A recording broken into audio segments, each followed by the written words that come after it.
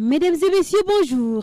Divers sujets occupent la une des journaux parus ce mardi 18 juin 2019, mais bien sûr, le pétrole et le gaz s'invitent toujours au débat du jour. Rewmi Quotidien se réveille ce matin avec l'affaire Petrotim pour nous apprendre que la Chambre africaine de l'énergie s'en prend à la BBC. Cette chambre qui rejette les accusations formulées par le récent programme de la chaîne anglaise Panorama sur le Sénégal à travers un communiqué. Elle estime qu'il s'agit d'une sinistre course au jugement et d'une obsession de ternir le président réformiste Macky Sall. Et l'industrie pétrolière à tout prix et par tous les moyens est basée sur un certain manque de compréhension des faits et du fonctionnement de l'industrie du pétrole au Sénégal. Selon ce quotidien qui s'intéresse aussi à ces auditions qui ont démarré depuis hier en nous révélant que la justice a pris les choses en main dans cette affaire Petrotim saisie par le procureur de la justice pour enquêter sur le présumé scandale diffusé par la BBC. La DIC a convoqué hier Babacar Mbaye Ngaraf pour audition. Et Mamadou Faye, le directeur général de Petrosen, il a été lui aussi convoqué à la brigade des affaires générales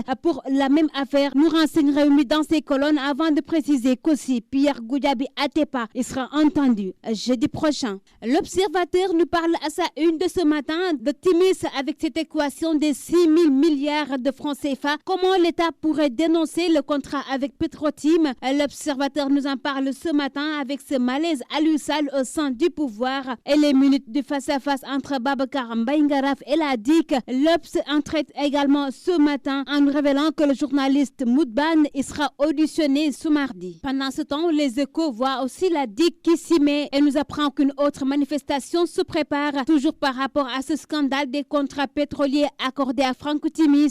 Ce quotidien nous apprend par ailleurs que le DG de Petrosen et Babacar Mbaye Ngaraf, ils ont été longuement auditionnés hier et la coalition Aar Li Ñu Bokk qui va encore investir la rue ce vendredi. Et Source A revient sur ce face-to-face entre BAPS et les flics et nous apprend que lors de ce face-à-face avec les enquêteurs, les responsables de l'Alliance pour sauver le Sénégal, qui fut l'un des premiers à avoir déposé une plainte dans le cadre de cette affaire Petrotim sur la table de l'OFNAC, a été notamment interpellé sur ses rapports avec Alussal, le frangin du président Macky Sall, ainsi que sur des documents supplémentaires qu'il devra remettre lui au redouté flic. Vox Populi s'intéresse aussi à ce scandale de 10 milliards de dollars du pétrole et du gaz en revenant sur la décision de la Chambre africaine de l'énergie qui charge encore la BBC en soutenant que ces attaques ont pour but simplement de ralentir les investissements dans les projets de l'industrie pétrolière au Sénégal. Walf Quotidien s'intéresse lui à ces scandales qui éclaboussent Macky.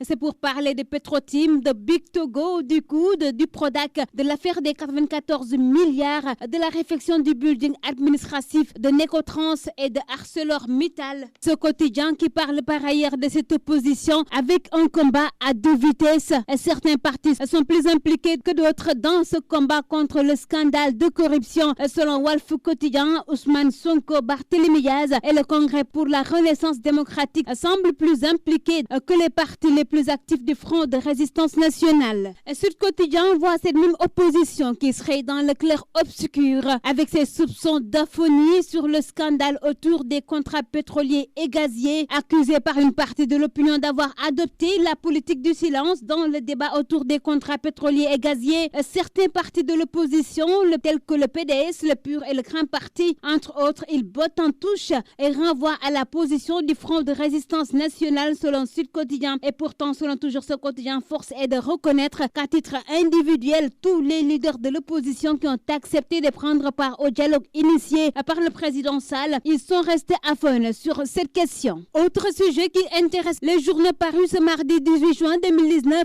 c'est bien sûr cette évaluation de la présidentielle par la mission d'observation de l'Union européenne. Ainsi, revenant dans Rewmi Quotidien, l'on nous apprend que l'UE est pour la suppression du parrainage. Selon ce quotidien, 4 mois après la présidentielle du 24 février, la mission d'observation électorale de l'Union européenne vient de publier son rapport. Et ce dit rapport, selon toujours Rewmi Quotidien, insiste sur le manque de confiance dans le processus électoral de la part des candidats de l'opposition et de certains acteurs de la société civile. Et cette mission qui recommande l'abandon du parrainage. Dakar Times voit un scrutin calme et transparent. C'est toujours par rapport à cette évaluation de la mission d'observation de l'Union européenne lors de la présidentielle 2019 au Sénégal. Cette mission qui a présenté dévoilé donc son rapport final sur ce scrutin et Madame Elena Valenciano, la chef de la mission et compagnie, ont fait une analyse détaillée du processus électoral selon Dakar Times. C'est à travers ce document ainsi que des recommandations techniques pour l'amélioration des scrutins futurs au Sénégal. Et parmi ces recommandations, selon toujours Dakar Times, 8 sont jugées prioritaires par cette mission de l'UE. Enquête quotidien s'intéresse ce matin à ces dessus du bras de fer, c'est bien entendu entre la douane et les commerçants. Ce quotidien nous parle de ces non-dits d'une bataille aux ramifications multiples. Et pendant ce temps, la tribune lui voit de son côté que l'État serait en panne dessous par rapport à ces tensions de trésorerie persistantes. Ainsi, selon ce quotidien, des programmes même et des projets sont